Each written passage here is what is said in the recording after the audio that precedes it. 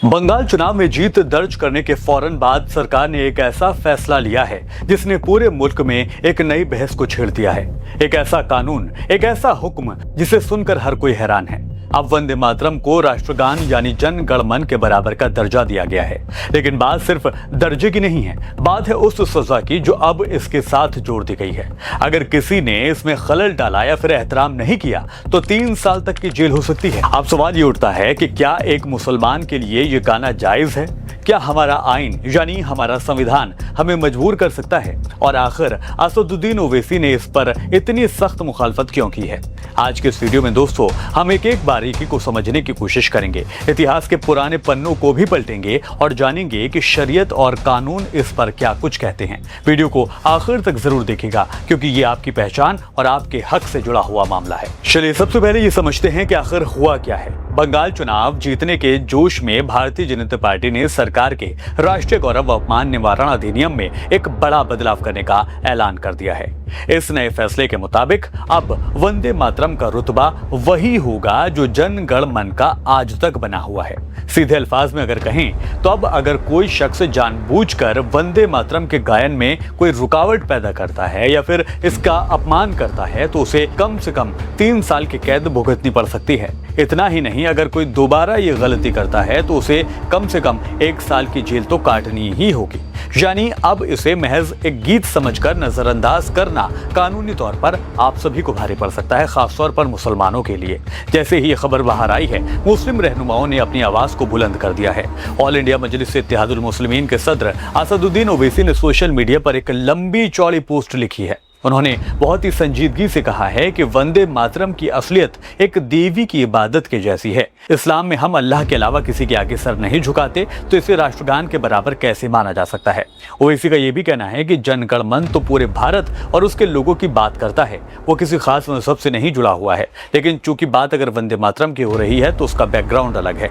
उन्होंने आगे एक बहुत पते की बात कही है दोस्तों। ओवैसी ने कहा है कि भारत का कॉन्स्टिट्यूशन हम भारत के लोग से शुरू होता है, ना कि किसी माँ या किसी देवी के नाम से। हमारा संविधान हमें अपनी आस्था और इबादत की पूरी आजादी देता है।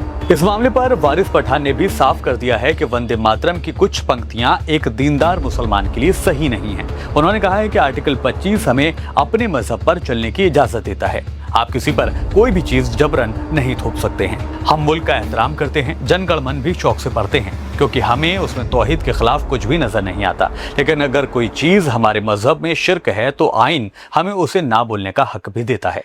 आप जबरदस्ती किसी को देशभक्ति का सर्टिफिकेट नहीं बांट सकते हैं।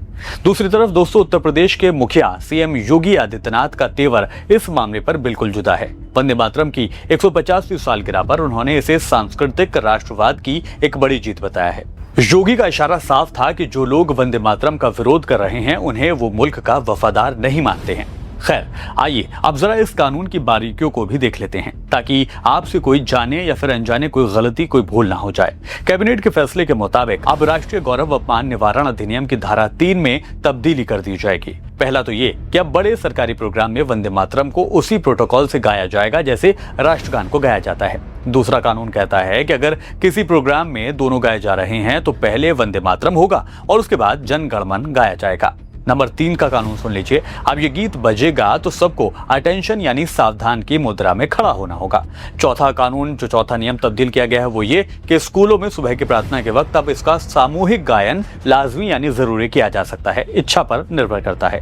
हालांकि एक छोटी सी राहत ये दी गई है कि अगर किसी फिल्म में या फिर किसी डॉक्यूमेंट्री के बैकग्राउंड में ये म्यूजिक बजता हुआ नजर आता है या सुना जाता है तो वहां दर्शकों को खड़ा होना जरूरी नहीं होगा। लेकिन आम जलसों और सरकारी दफ्तरों में नियम बेहद सख्त होने वाले हैं। अब आते हैं सबसे पहले सवाल पर, क्या हमें ये गाना चाहिए या नहीं?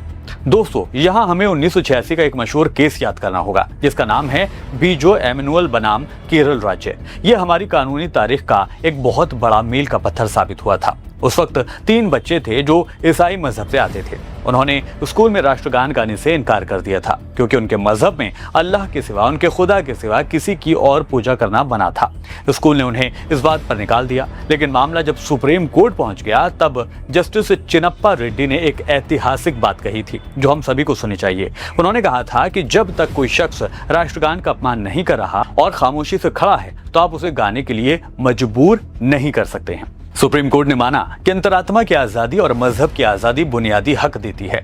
इसी बुनियाद पर आज भी ये दलील दी जाती है कि अगर कोई मुसलमान वंदे मातरम के एहतराम में खड़ा हो जाता है लेकिन अपनी मजहबी पाबंदी की वजह से उसे गाता नहीं है तो उसे मुजरिम नहीं कहा जा सकता। हाँ, अदब जरूरी है, लेकिन जुबान से वो अल्फाज निकालना जो आपके ईमान के लिए खतरा बन जाए, उसके लिए कानून आपको मजबूर नहीं कर सकता है। चलते चलते आपको ये भी बता दें कि ये आखिर गीत आया कहां से है। साल 1876 में बंकिम चंद्र चट्टोपाध्याय ने इसको लिखा था और बाद में ये उनके उपन्यास आनंद मठ का हिस्सा बना था। इसमें मातृभूमि को एक देवी के तौर पर पेश किया गया है। यही वजह है कि शुरू से ही मुस्लिम उलेमा और रहनुमा इस पर एतराज जाहिर करते आए हैं। साल 1950 में इसे राष्ट्रीय गीत तो मान लिया गया था, लेकिन अब इसे राष्ट्रगान के बराबर खड़ा करना एक नई सियासी और कानूनी जंग की शुरुआत है। दोस्तों, मुल्क से मोहब्बत हमारे ईमान का हिस्सा है, लेकिन अपने अकीदे की हिफाजत करना भी हमारा हक है, हमारा फर्ज है। सरकार के इस फैसले पर आपकी क्या राय है? क्या आपको लगता है कि इसे कानूनन थोपना सही है?